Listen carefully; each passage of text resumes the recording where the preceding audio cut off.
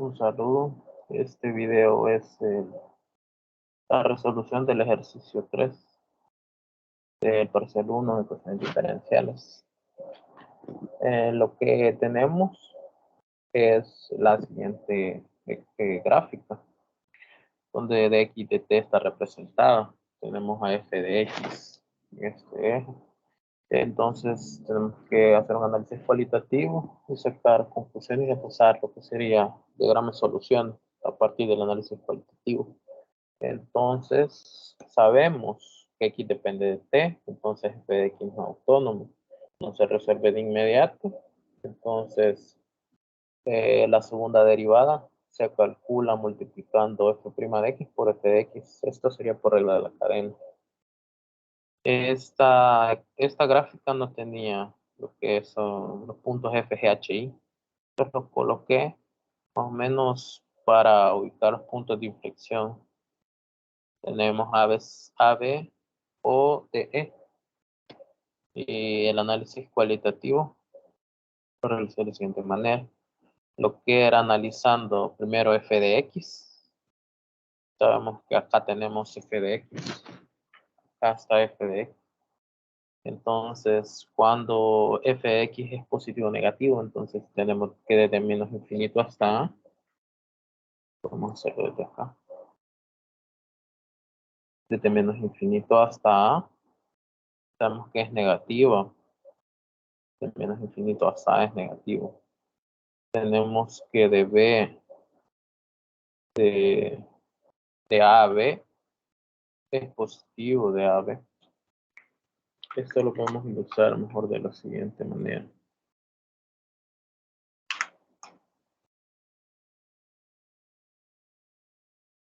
Acá podemos verlo, esta parte, todo lo que es, acá tenemos f de x, sería, este eje sería f de x. Entonces acá podemos decir que tenemos 0, entonces todo lo que sea acá es positivo y lo que esté debajo de 0 es negativo. Entonces a partir de eso, vemos que acá desde menos infinito hasta a es negativo. Luego de a a b, es positivo. De b a o, negativo. De o a d, positivo. Y de d a hasta más infinito es negativo. Sería la forma de analizar correctamente esta gráfica. Luego, lo que es x de t va a ser decreciente o creciente dependiendo del signo. Se coloca acá también. Según la gráfica tenemos los ceros también. Tenemos acá un 0 en A, 0 en B, 0 en O, en D y en E. Tenemos los ceros de la gráfica, según la gráfica. Luego lo que es f' de x, lo que tenemos es la derivada. Entonces, ¿cómo es la derivada en cada punto? Hay que analizar el signo.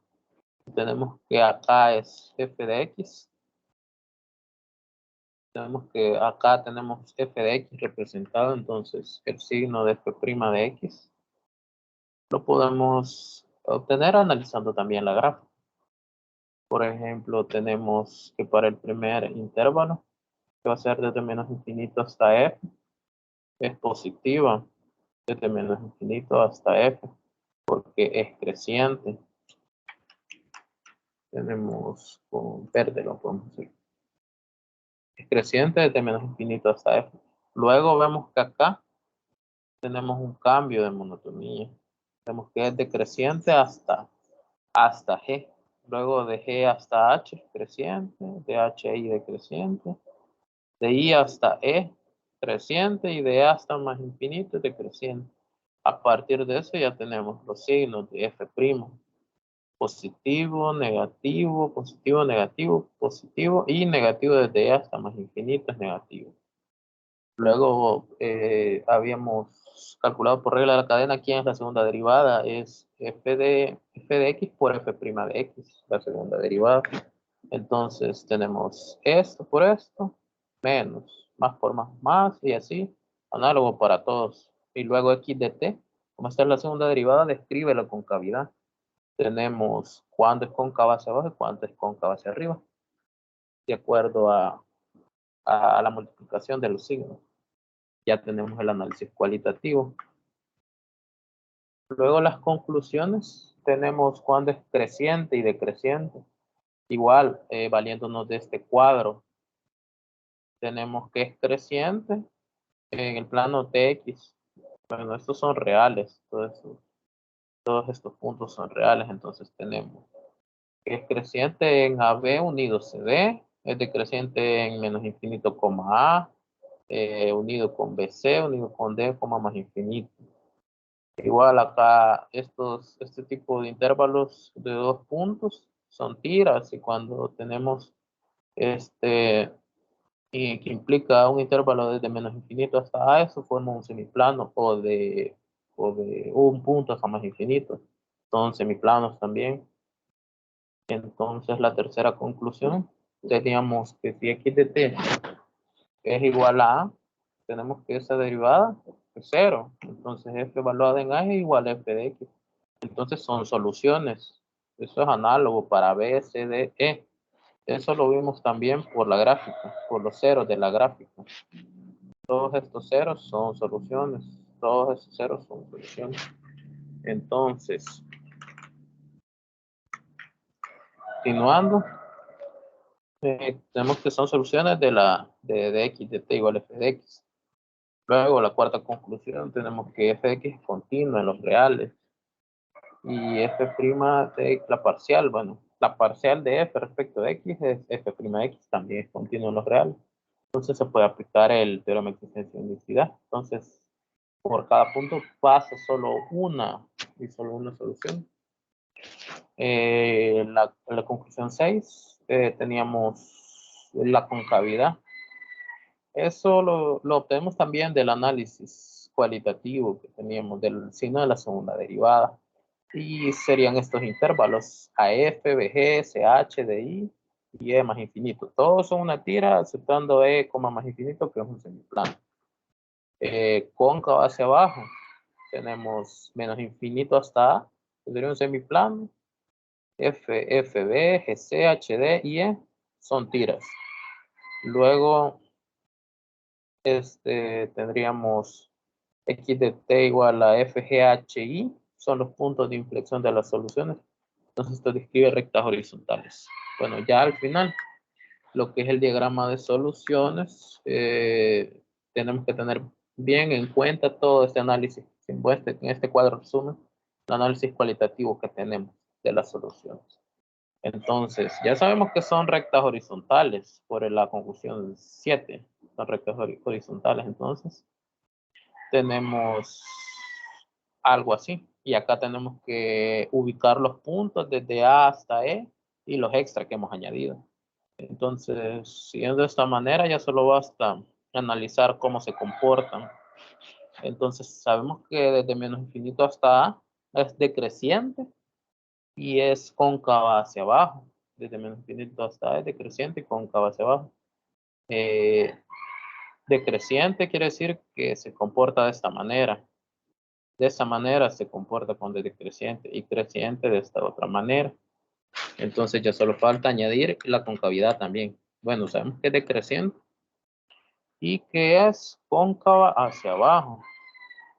Entonces las soluciones estarían representadas de esta manera. Bueno, y teniendo en cuenta también del teorema de existencia de unicidad, lo podemos marcar acá, donde A, B, C, D y E son soluciones. Entonces estarían, por el teorema de existencia de unicidad, estarían acotadas entre sí. Luego, entre A y B, ¿cómo se comporta? Entre A y B, sabemos que son crecientes. Por nuestro cuadro resumen, son crecientes. Pero hay una peculiaridad, no tiene la misma concavidad en el intervalo. En F justo cambia de cóncava hacia arriba a cóncava hacia abajo. En F. Entonces, si es creciente, Si es creciente, vemos acá un cambio de concavidad en F. Pasa de ser cóncava hacia arriba a ser cóncava hacia abajo. Se comporta más o menos de esta manera. Pasa de ser cóncava hacia arriba a ser cóncava hacia abajo. Esa forma tendrían la solución. Luego, el siguiente intervalo sería BC. Son decrecientes y ocurre lo mismo. Pasa de ser cóncava hacia arriba a ser cóncava hacia abajo en BC. Entonces, se comportaría más o menos de esta manera en BC. Pasa de ser cóncava hacia arriba a ser cóncava hacia abajo. Esto ocurre en G. Tiene ese cambio de concavidad. Algo así se comportaría. Luego, vemos que se repite el comportamiento. El de AB se repite en CD y el de BC se repite en DE. Es el mismo comportamiento. Entonces, ya tenemos idea de cómo se comporta AB. Entonces, solo es de copiarlo en CD y análogo para DE. Se comporta igual que en DC. Entonces, hacemos las soluciones tomando en cuenta de que por el teorema de existencia de unicidad no pueden cruzar estas soluciones, no pueden cruzar con el otro punto. Y el último sería en E hasta más infinito. Tenemos que de E a más infinito es decreciente cóncavo hacia arriba. Decreciente cóncavo hacia arriba. Sería en E hasta más infinito. Decreciente cóncavo hacia arriba. Acá en E sería algo así. Decreciente cóncavo hacia arriba. Eso sería en E. Y así es como quedaría las soluciones. Y esa sería ya la solución del ejercicio.